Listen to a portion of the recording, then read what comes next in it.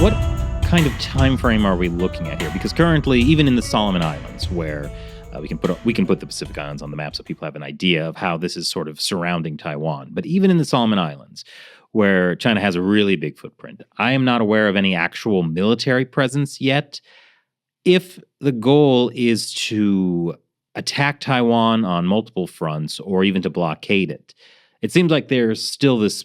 It would still take time to be able to get those facilities in place. So what's the time frame we're looking at? Well, it all goes slowly.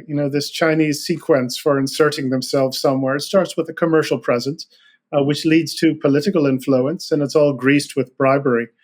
And then there's a security angle to it. It's always there, but they will take their time. And it comes so slowly sometimes that many people say, well, there's nothing to worry about. You see, the PLA isn't here. No, not yet.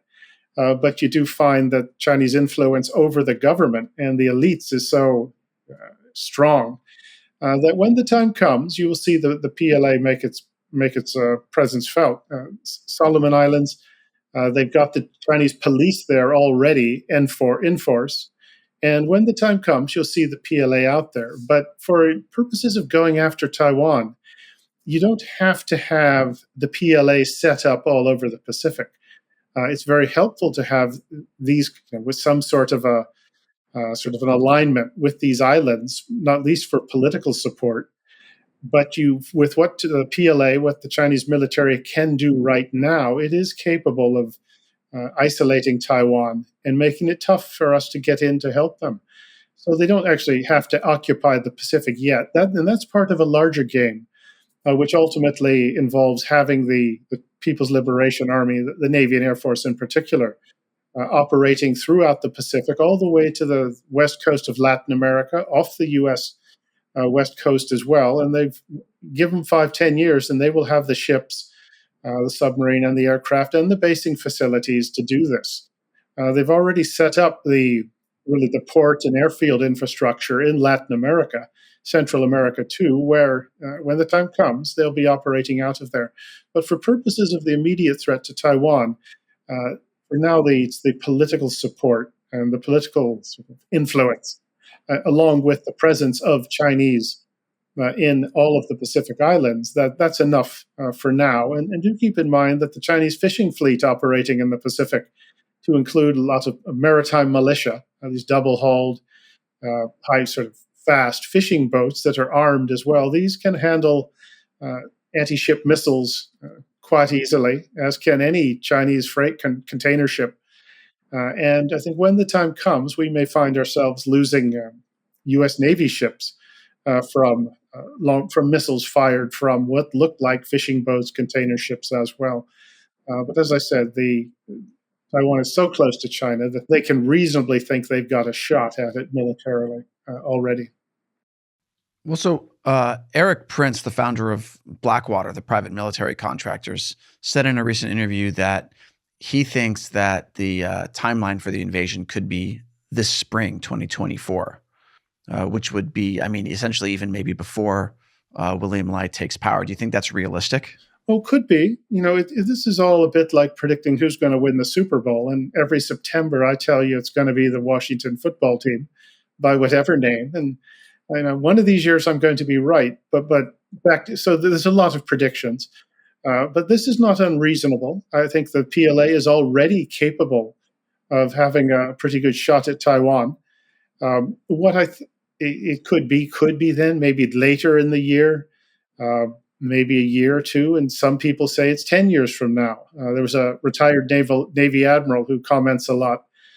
Who's rather thin on Asia experience, but he claims America has a 10-year grace period. Now that is kicking the can down the road pretty darn far, and I don't think we've got that. What do I think?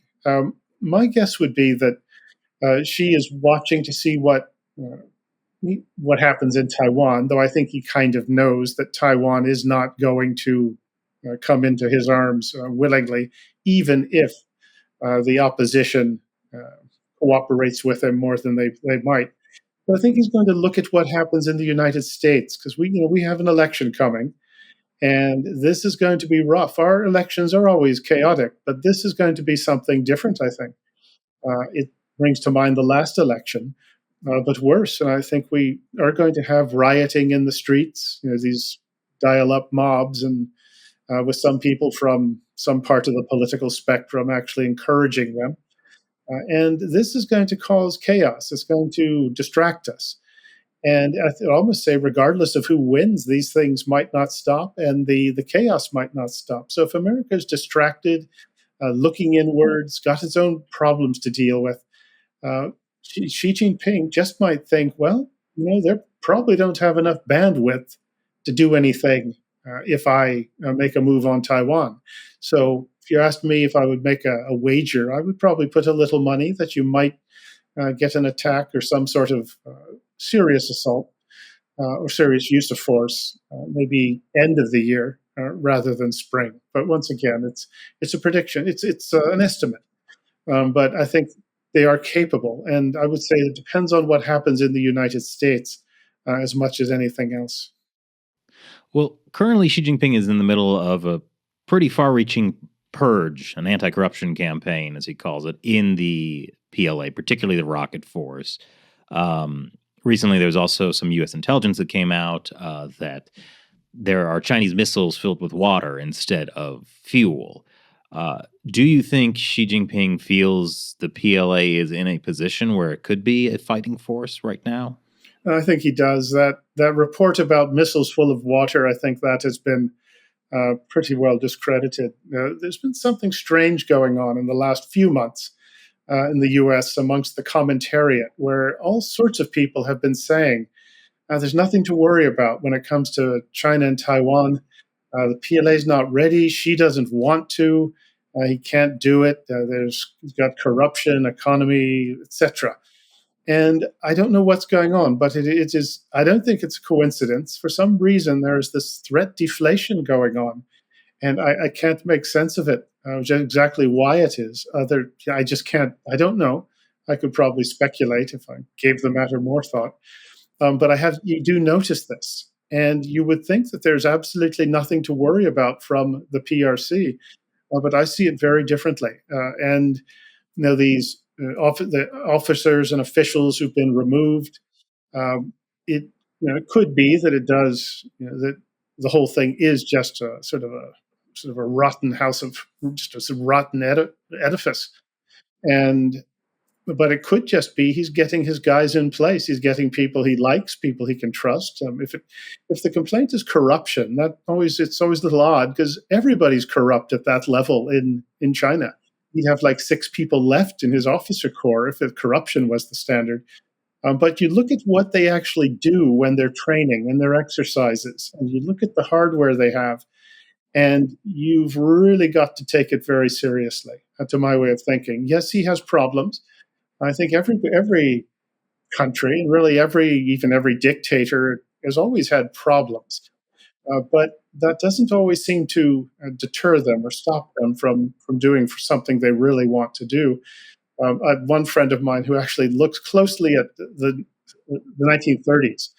He's pointed out that with the Germans, Hitler was doing the same thing. He was removing officers for this and that, and people were saying, "Well, he's just not able to attack because of the same things that you're hearing now."